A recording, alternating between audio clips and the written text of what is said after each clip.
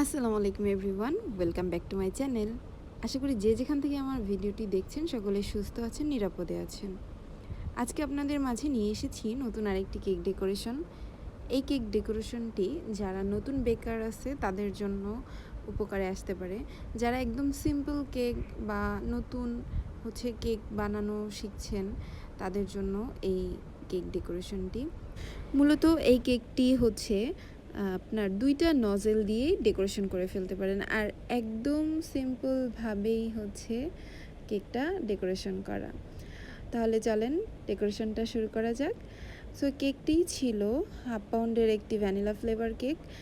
এই কেকটা আমার কাছে অর্ডার করা হয়েছিল যেদিন, তার ২ দিন পর প্রচণ্ড আকারে বৃষ্টি হয়েছে। মানে যেদিন ডেলিভারি নিবে সেদিন প্রচণ্ড বৃষ্টি ছিল।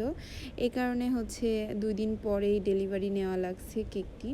আমি এই কেকটির যে ডেকোরেশন ছিল এইটা কিছুটা আমি ফেসবুক থেকে একটা রিলসের মাধ্যমে দেখেছিলাম। আমি ভেবেছিলাম যখন কোনো অর্ডার আসবে আমাকে নিজের মতন করে সিম্পলভাবে করতে বলবে, আমি তখন এই ডেকোরেশনটি করব। সো যেই ভাবনা সেই কাজ, আমি ওই ডেকোরেশনটি করে ফেলেছি।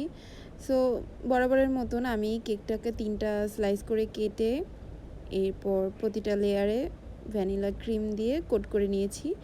এরপর পুরোটা কেকে আমি ভ্যানিলা ক্রিম দিয়ে কভার করে নিয়েছি।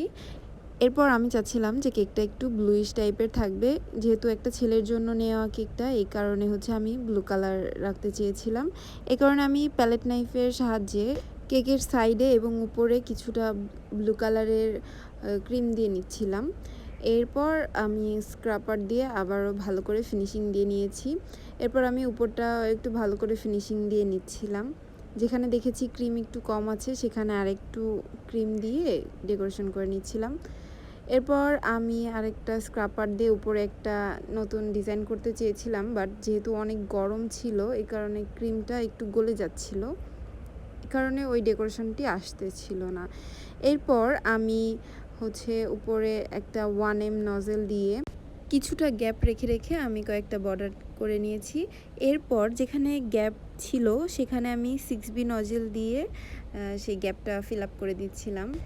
এরপর নিচেও আমি একটা বর্ডার করে নিচ্ছিলাম, কিছুটা হোয়াইট কালারের ক্রিম আর কিছুটা ব্লু কালারের ক্রিম দিয়ে নিচেও একটা বর্ডার করে নিয়েছি।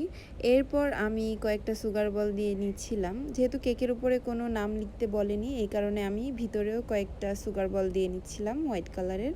এরপর সিলভার কালারের একটু বড় সাইজের কয়েকটা সুগার বল দিচ্ছিলাম। সো আমার কেক ডেকোরেশন একদম কমপ্লিট। কেমন লেগেছে অবশ্যই কমেন্ট করে জানাবেন। ভালো লাগলে অবশ্যই একটি লাইক দিবেন আর আমার চ্যানেলটি সাবস্ক্রাইব করে দিবেন। ধন্যবাদ সবাইকে আমার ভিডিওটি দেখার জন্য। আল্লাহ হাফেজ।